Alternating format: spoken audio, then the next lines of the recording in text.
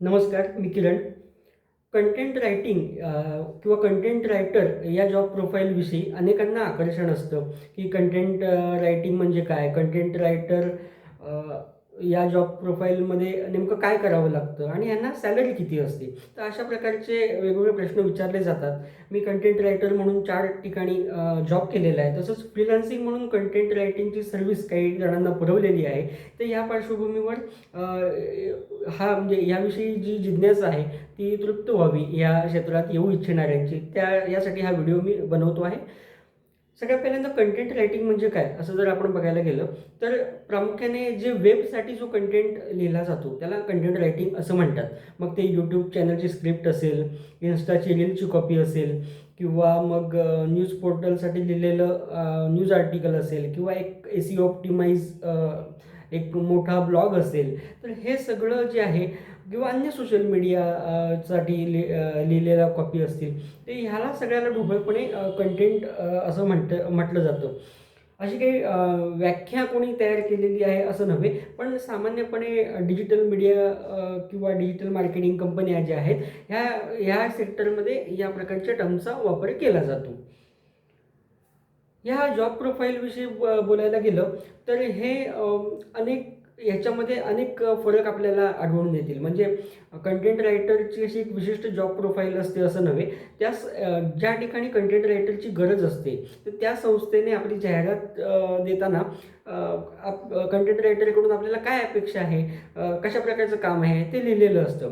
पण ढोबळपणे आपण बघायला गेलो तर मी माझ्या अनुभवावरून सांगायचं झालं तर मी एका यूट्यूब चॅनलसाठी अगदी काही वर्षांपूर्वी जेव्हा सुरुवात केली कंटेंट रायटिंगची, तर यूट्यूब चॅनलसाठी मी कंटेंट रायटर म्हणून काम केलं होतं.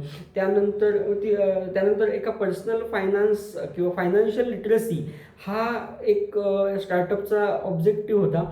त्या स्टार्टअपसाठी मी कंटेंट रायटर म्हणून काम केलेलं होतं. त्यानंतर पॉलिटिकल पी-आर कंपन्या ज्या आहेत, ज्या डिजिटल मार्केटिंग किंवा सोशल मीडिया सांभाळतात, हाय प्रोफाईल पॉलिटिकल क्लायंट्सचं किंवा राजकीय पक्षांचं, तर त्याच्या कंपन्यांमध्ये मी कंटेंटचं काम बघितलेलं आहे. तिथली जॉब प्रोफाईल ही पूर्णपणे वेगळी असते.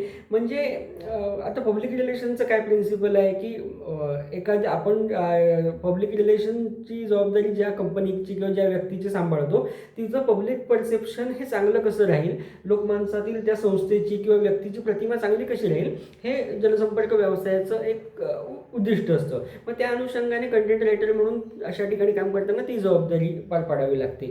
तसं मी अन्य 2 जॉब सांगितले, जसं यूट्यूबसाठी कंटेंट रायटर असेल किंवा न्यूज पोर्टलसाठी किंवा ब्लॉगसाठी फायनान्शियल लिटरसी साठी मी कंटेंट रायटर म्हणून काम करत होतो. त्या ठिकाणी पर्सनल फायनान्सचा अभ्यास करून लोकांना तो विषय सोपा करून सांगणं हा त्या जॉब प्रोफाईलचा एक उद्देश होता.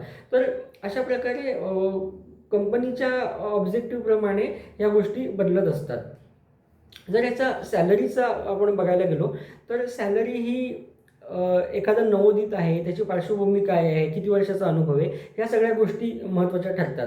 आता मी जेव्हा कंटेंट रायटिंगला सुरुवात केली होती, त्यावेळी माझ्या अगोदर पत्रकारितेचा माझ्याकडे अनुभव होता. रिपोर्टर म्हणून मी काम केलं होतं 5 वर्ष. त्यानंतर मी TV चॅनलमध्ये काम केलं होतं ॲज अ प्रोड्युसर म्हणून डेस्कवरती. त्यामुळे मला एक कंटेंटचा जरी पारंपरिक माध्यमामध्ये त्याला कंटेंट रायटिंग असं म्हणत नसले, तरी माझ्याकडे तो एक सशक्त असा अनुभव होता. त्याचा मला हे जॉब मिळवण्यास आणि फायदा झाला. पण साधारणपणे नव्याने जो कोणी या क्षेत्रामध्ये येऊ इच्छिणारा असतो, त्याला साधारणपणे 15,000 ऑफर केले जातात. 15,000 आणि ज्याला अनुभव आहे त्याला एक 50-60 हजारपर्यंत दिले जातात. म्हणजे जर तुम्ही 15,000 पासून सुरुवात केली, जर कोणी या व्यवसायामध्ये आला, त्याला जॉब मिळाला, तर 2 ते 5 वर्षामध्ये तो 50-60 हजारापर्यंत पोचू शकतो. त्याही पुढे जाणं शक्य आहे.